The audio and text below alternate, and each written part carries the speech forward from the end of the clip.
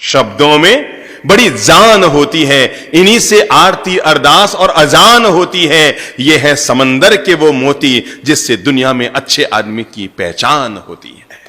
शब्दों में बड़ी जान होती है, इन्हीं से आरती अरदास और अजान होती है। यह है समंदर के वो मोती जिससे एक अच्छे आदमी की पहचान होती है।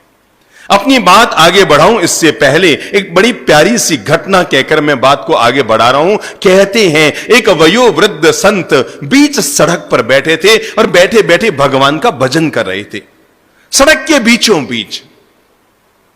घटना थोड़ी पुरानी है। कहते हैं उस नगर के राजा की सवारी उधर से गुजर रही थी, और जब राजा की सवारी उधर से गुजर रही थी तो बिल्कुल आगे आगे जो सफाई कर्मी चल रहे थे, उन्होंने चिल्लाते हुए कहा, अबे ओए बाबा हट यहां से, राजा की सवारी आने वाली है, तू सड़क पर बैठा है, उठता है कि झाड़ू की टिकाएं।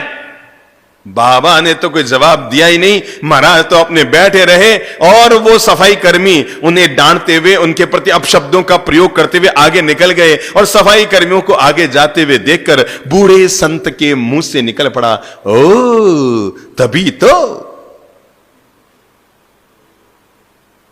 वो सफाई कर्मी आगे बढ़े, उसके पीछे सिपाही आए और उन्होंने भी लठ मार की भाषा में कहा, बाबा उड़ जाओ, पीछे राजा की सवारी आ रही है, अरे पकड़ लेंगे तुम्हें और जेल में डाल देंगे, कारागार में डाल देंगे। महाराज उड़ जाओ, यहां से उड़ जाओ, नहीं तो जूते पड़ेंगे, जूते। वो भी आगे चले गए और उन्हें देखकर फिर उस वयोवृद्ध संत के मुंह से निकल पड़ा, ओ तभी तो। थोड़ी देर में राजा की सवारी आती हुई नजर आई। आगे आगे मंत्री चल रहा था व्यवस्था के लिए, तो उसने महाराज के पास आकर कहा, महाराज नमस्कार, मैं आपसे अनुरोध कर रहा हूं, पीछे राजा की सवारी आ रही है, आप थोड़ी सी तकलीफ करके सड़क के किनारे बैठ जाओ, और जब राजा की सवारी निकल जाए तो वापस सड़क पे आके बैठ जाना। अगर आपकी इच्छा है आपको बीच सड़क पे बैठना है, नो प्रॉब्लम, पर आप थोड़ी देर के लिए सड़क के किनारे बैठ जाओ, राजा की सवारी निकल जाए तो बीच में बैठ जाना, कहीं राजा नाराज हो गया तो मुश्किल हो जाएगा आपके। वयोवृद्ध संत ने उसको भी देखा, पूछा तुम कौन हो? कहा मैं शहर का मंत्री हूं महाराज, मंत्री हूं। बाबा हट जाओ, किनारे अलग जाओ। संत ने मंत्री को आगे गुजरते देखकर कहा, ओ तभी तो। मंत्री चौंका, ये तभी तो क्या होता है? इतने में राजा की सवारी आ गई। मंत्री ने राजा से कहा, राजन क्षमा करें, हमने इस संत को, वयोवृद्ध संत को 5 बार समझा दिया, हमारे सफाई कर्मियों ने समझा दिया, हमारे सिपाहियों ने समझा दिया, मैंने समझा दिया, ये खिसकने का नाम नहीं ले रहा है, और जो बोले उसको एक ही जवाब दे रहा है, तभी तो तभी तो तभी तो तभी तो। महाराज समझ में नहीं आ रहा है। तो राजा ने कहा, भाई इसमें इस वयोवृद्ध संत को हटाने की क्या जरूरत है? महाराज आप बैठो, आराम से बैठो, अगर आपको सड़क के बीच में बैठकर भगवान का भजन करना है आराम से करो, नो प्रॉब्लम, हमारी सवारी नीचे ले लो, थोड़ी आगे जाके वापस सड़क पर आ जाएंगे।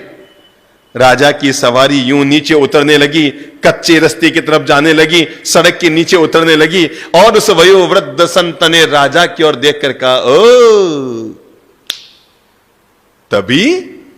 तभी तो। मंत्री ने कहा, महाराज सवारी रोकिए, इस वयोवृद्ध संत का बात समझ में नहीं आ रही है, ये सबको एक ही डोरी से हाँक रहा है।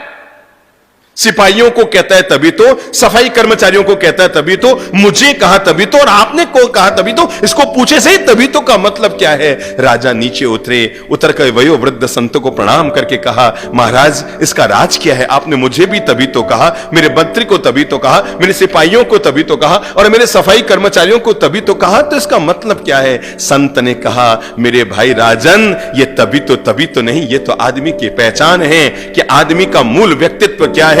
तुम्हारी सफाई कर्मचारियों को बोलना नहीं आता था, आते ही हो हल्ला चीख चिल्लाहट करने लगे, मुझे कहने लगा उठो यहां से, भगो यहां से। मैं समझ गया इनको बोलना नहीं आता, तभी तो ये जीवन में आगे नहीं बढ़ पाए, केवल यहीं के यहीं रह गए महाराज। और आपके सिपाही आए, वो भी चिल्लाते हुए बोल रहे थे, मुझे तब महसूस हुआ आखिर ये लोग जीवन में आगे क्यों नहीं बढ़ पाए, क्योंकि इनको बोलना नहीं आता। लेकिन मंत्री ने आकर हाथ जोड़कर कहा, महाराज किनारे बैठ जाओ, मैं समझ गया इसको अदब से बोलना आता है, तभी तो इसको ईश्वर ने मंत्री बनाया। लेकिन महाराज